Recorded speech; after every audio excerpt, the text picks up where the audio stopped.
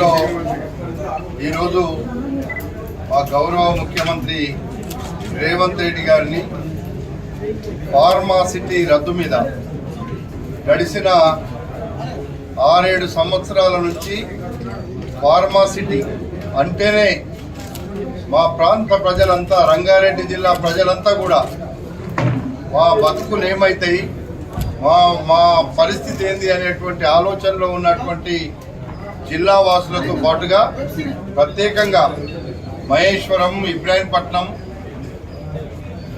మొత్తం అందులోనే మునిగిపోతున్నటువంటి పరిస్థితిలో కల్వకుర్తి కూడా పార్ట్ ఆఫ్ కల్వకుర్తి మునిగిపోతున్నటువంటి పరిస్థితిలో మా ముఖ్యమంత్రి గారు గతంలోనే పిసిసి అధ్యక్షునిగా చెప్పిండు, మేము వచ్చిన తర్వాత ఫార్మాసిటీని రద్దు చేస్తాం, ఫార్మాలో ఉండేటువంటి రైతుల బాగోగులను పట్టించుకొని వాళ్లకు న్యాయం చేస్తాం. నిర్బంధంగా జైళ్లలో పెట్టి భూములు అక్వైర్ చేసినారు. ఆ రోజు ఇందిరాగాంధీ ఉన్నప్పటి నుండి ఇచ్చినటువంటి భూములను దౌర్జన్యంగా పోలీసులను పెట్టుకొని మా వాళ్ళను, రైతులను జైళ్లకు పంపి భూములను లాక్కున్నారు.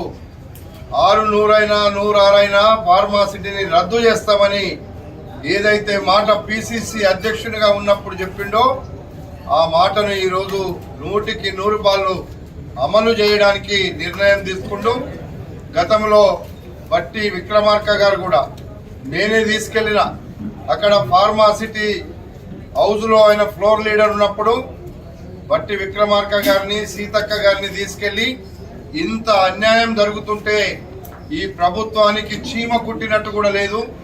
మనం వచ్చినప్పుడు మన ప్రభుత్వం రాగానే ఇది చేయాలి, రద్దు చేయాలి అంటే నిజంగా ఈరోజు ముఖ్యమంత్రి గారి దగ్గరనే సీతక్క గారుండ్రి, బట్టి విక్రమార్క గారుండ్రి, ఆ రోజు జరిగిన సంఘటనలన్నీ గుర్తు చేసుకొని నిజంగా మనం అక్కడ ఉండేటువంటి రైతాంగానికి న్యాయం చేద్దాము.